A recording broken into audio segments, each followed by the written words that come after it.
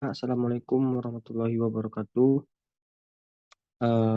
Pada kesempatan kali ini kami akan membahas mengenai konsep penyakit dan juga asuhan perawatan dari osteomielitis dan juga osteoporosis. Sebelum pembahasan materi, perkenalkan dulu, saya Depri Ferdian dan ada rekan saya ada Bunga dan juga ada Pinkan. Baiklah, langsung saja ke materi yang pertama mengenai konsep dan juga asuhan perawatan dari osteomielitis yang akan dibahas oleh Bunga. Kepada Bunga dipersilakan. Baiklah, terima kasih untuk moderator. Baiklah, saya akan membahas mengenai proses penyakit osteomielitis.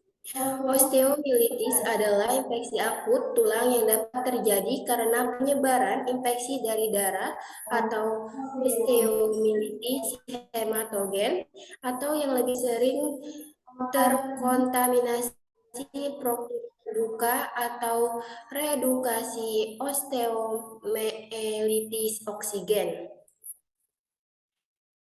Luka pada jaringan lunak atau tulang akibat gigitan hewan, manusia, atau penyuntikan intramuskulus dapat menyebabkan osteomielitis oksigen. Osteomielitis merupakan inflamasi akut atau kronis pada tulang dan struktur penyerta yang terjadi sebagai akibat sekunder dari infeksi bakteri. Selanjutnya, etiologi osteomielitis. Yang pertama, Staphylococcus aureus hemolyticus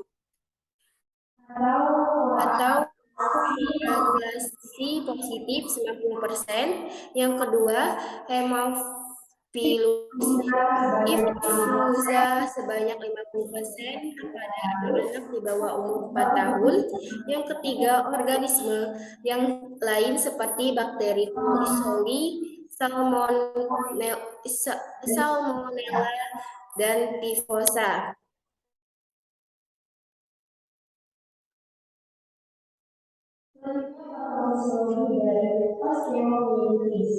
Selanjutnya, patofaktor yang berperan dalam menimbulkan penyakit yaitu virus di organisme dan kerentanan host dengan status imun yang rendah.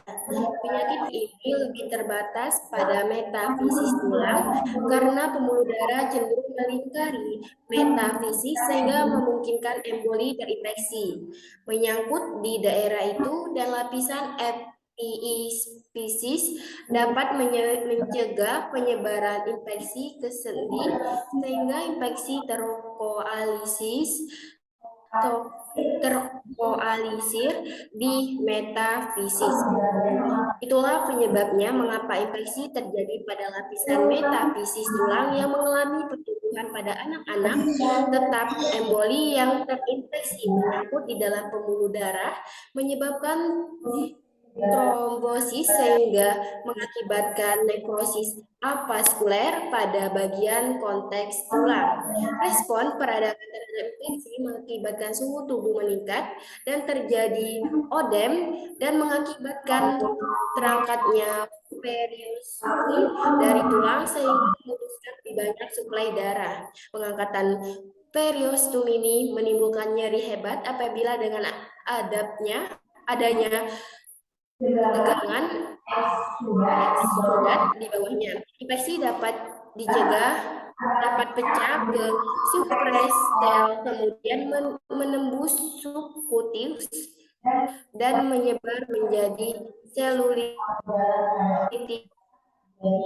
atau gejala pada orang dewasa terjadi di diabetes.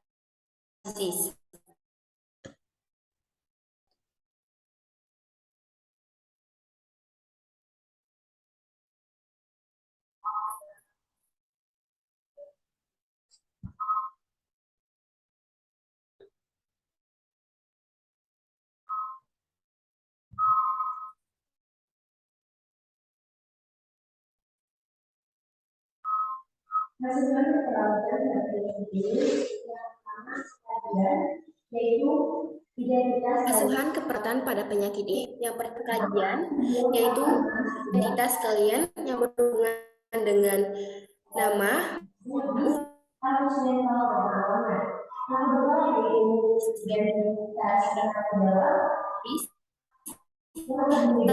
mental, umur, suku bangsa, pendidikan terakhir, pekerjaan, agama, hubungan dengan kalian, dan alamat.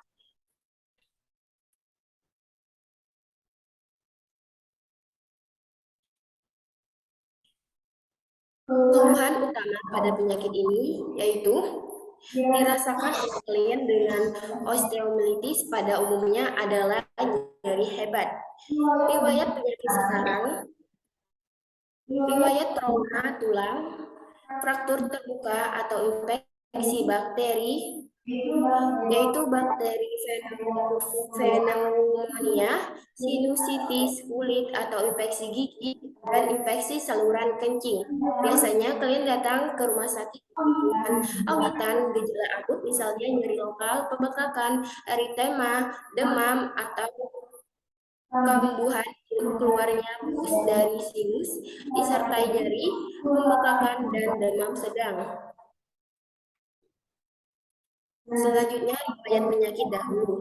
Kalian biasanya pernah mengalami penyakit yang hampir sama dengan sekarang atau penyakit lain yang berhubungan tulang seperti trauma tulang, infeksi tulang, fraktur terbuka, atau pembedahan tulang. Selanjutnya, riwayat penyakit keluarga, yaitu kaji apakah keluarga kalian memiliki penyakit keturunan seperti diabetes, mellitus, namun biasanya tidak ada penyakit osteomielitis yang diturunkan.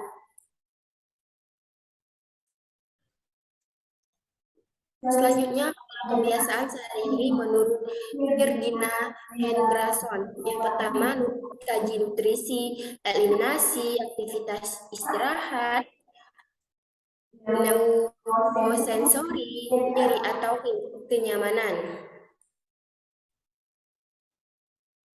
Selanjutnya, pemeriksaan fisik, mulai dari breathing, blood, brain, blender, bowel, dan bone.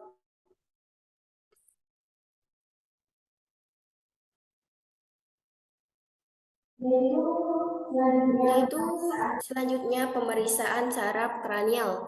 Yang pertama, saraf 1 biasanya tidak ada kelainan fungsi penciuman. Saraf 2, tes ketajaman penglihatan normal. Saraf 3, 4, dan 5 biasanya tidak ada gangguan mengangkat kelopak mata dan pupil isokor. Saraf ke-6 tidak mengalami paralisis pada otot wajah dan refleks kornea tidak ada kelainan. Saraf 7 persepsi pengecapan dalam batas normal dan wajah simetris. Saraf 8 tidak ditemukan rekonduktif dan persepsi. Saraf ke-9 dan ke-10 kemampuan menelan membaik, tidak ada atrofi otot, Sternocleidomastoideus dan Trophaeus. Selanjutnya pemeriksaan penunjang, mulai dari pemeriksaan darah, pemeriksaan titer antibodi dan antistaphylococcus, pemeriksaan fases, pemeriksaan biopsi tulang, dan pemeriksaan radiologis.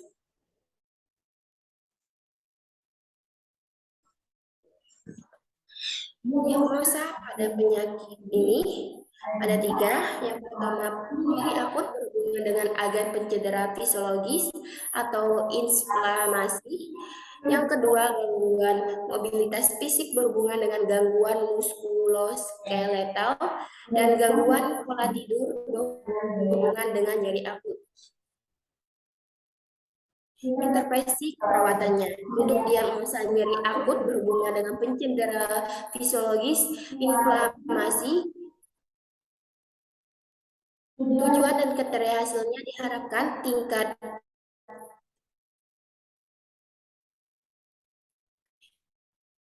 yang kedua, intervensi selanjutnya Gangguan mobilitas fisik berhubungan dengan gangguan muskuloskeletal. Tujuan dan kriterianya yaitu mobilitas fisik meningkat, intervensinya yaitu dukungan ambulasi. Diagnosa terakhir yaitu gangguan pola tidur berhubungan dengan nyeri akut. Tujuan dan kriteria hasilnya itu pola tidur membaik dengan intervensi dukungan tidur. Implementasi keperawatan.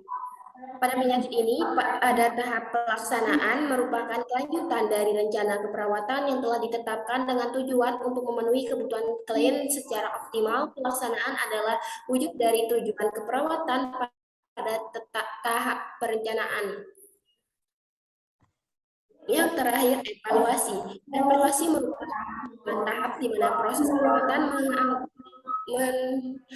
menyangkut pengumpulan data objektif dan subjektif yang dapat menunjukkan masalah apa yang terselesaikan, apa yang perlu dikaji dan direncanakan, dilaksanakan, dan dinilai apakah tujuan perawatan telah tercapai atau belum.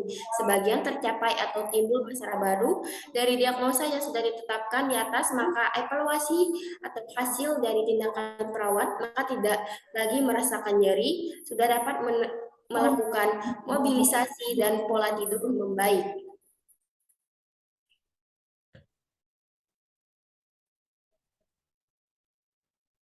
Baiklah, terima kasih kepada Bunga atas penjelasan mengenai tentang osteomioresis. Selanjutnya, mengenai osteoporosisnya itu akan disampaikan oleh Vini. Baiklah, terima kasih moderator. Di sini saya akan membahas tentang penyakit osteoporosis. Nah, osteoporosis adalah suatu penyakit tulang yang menyebabkan berkurangnya jumlah jaringan tulang dan tidak normalnya struktur atau bentuk mikroskopis tulang. Nah, ada juga yang menyebutkan osteoporosis adalah kelainan di mana terjadinya penurunan massa tulang total, terdapat perubahan pergantian tulang homeostatis normal, kecepatan resorpsi tulang lebih besar, dan kecepatan pembentukan tulang mengakibatkan penurunan massa tulang total. Selanjutnya, etiologi osteoporosis. Nah, untuk etiologinya yaitu yang pertama determinan peningkatan massa tulang. Nah, yang pertama yaitu faktor genetik dan faktor mekanisme. Nah, pada faktor genetik, perbedaan genetik mempunyai pengaruh terhadap derajat kepadatan tulang. Nah, sedangkan faktor mekanisme bertambahnya beban mekanisme akan menambah massa tulang dan berkurangnya beban akan mengakibatkan berkurangnya massa tulang. Selanjutnya yaitu determinan penurunan massa tulang yang meliputi faktor genetik, faktor mekanisme, kalsium, protein, estrogen, kopi dan rokok, dan alkohol. Yang selanjutnya yaitu patofisiologi osteoporosis. Nah, dalam keadaan normal, pada tulang kerangka akan terjadi suatu proses yang berjalan secara terus-menerus dan terjadi secara seimbang, yaitu proses reabsorpsi atau proses pembentukan tulang atau remodeling. Setiap perubahan dalam keseimbangan ini, misalnya apabila proses resorpsi lebih besar daripada proses pembentukan tulang, maka akan terjadi pengurangan massa tulang dan keadaan inilah yang banyak ditemukan pada osteoporosis. Nah, pada osteoporosis terjadi proses pengurangan massa tulang dengan mengikuti pola yang sama dan berakhir dengan terjadinya penipisan bagian korteks serta pelebaran lumen sehingga secara anatomis tulang tersebut tampak normal. Titik kritis proses ini akan tercapai apabila massa tulang yang hilang tersebut sudah sedemikian berat sehingga tulang yang bersangkutan sangat peka terhadap trauma mekanis dan akan mengakibatkan terjadinya fraktur. Saat inilah merupakan masalah bagi para klinisi. Nah, yang selanjutnya yaitu saya akan membahas konsep asuhan keperawatan.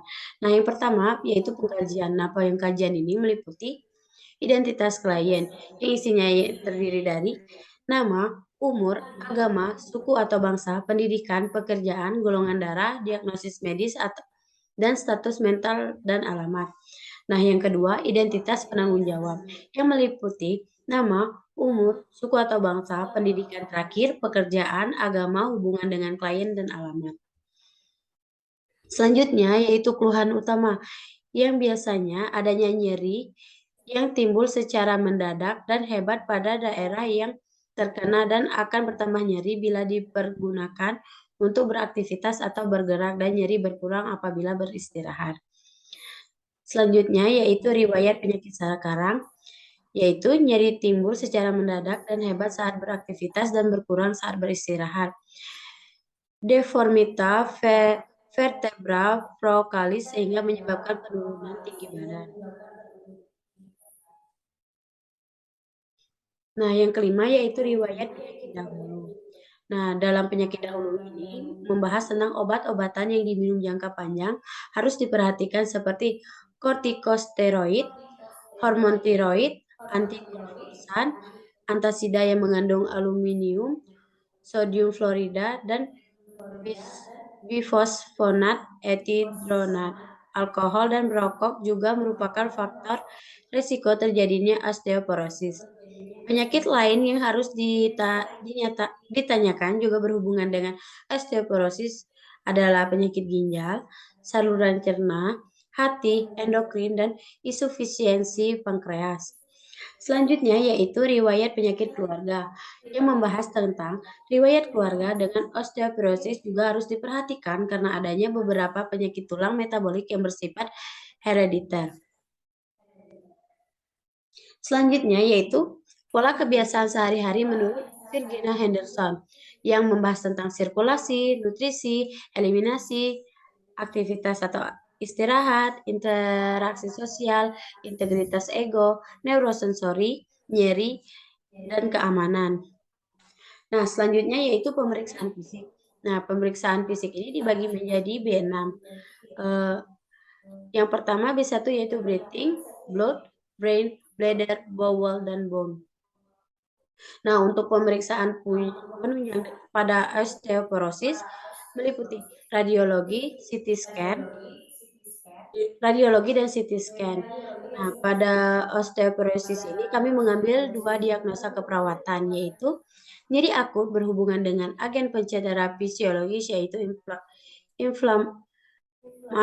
nyeri akut berhubungan dengan agen pencedera fisiologis. Dan yang kedua, gangguan metabolitas fisik berhubungan dengan gangguan muskuloskeletal. Nah, untuk dari diagnosa keperawatan tadi, pada diagnosa nyeri akut berhubungan dengan agen pencedera fisiologis atau inflamasi menyebab tujuan dan kriteria hasil yang diharapkan yaitu tingkat nyeri menurun dengan intervensi manajemen nyeri.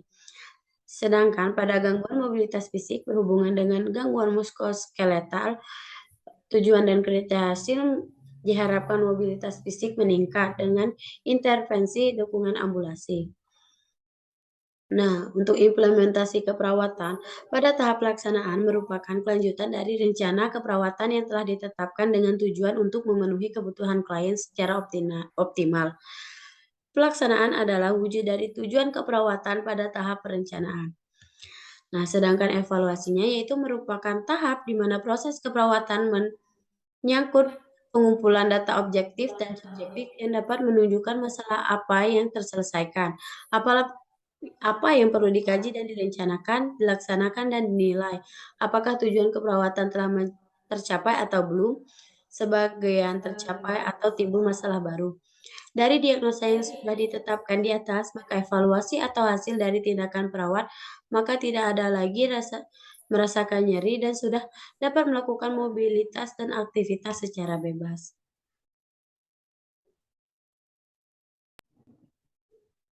Baiklah, selanjutnya saya mungkin hanya itu pembahasan materi dari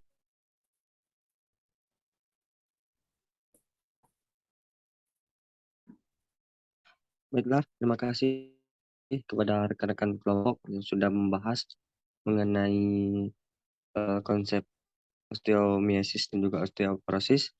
Semoga materi yang kami sampaikan dapat bermanfaat dan apabila terdapat kesalahan dalam penyampaian kami kelompok meminta maaf. Sekian dan terima kasih. Wassalamualaikum warahmatullahi wabarakatuh.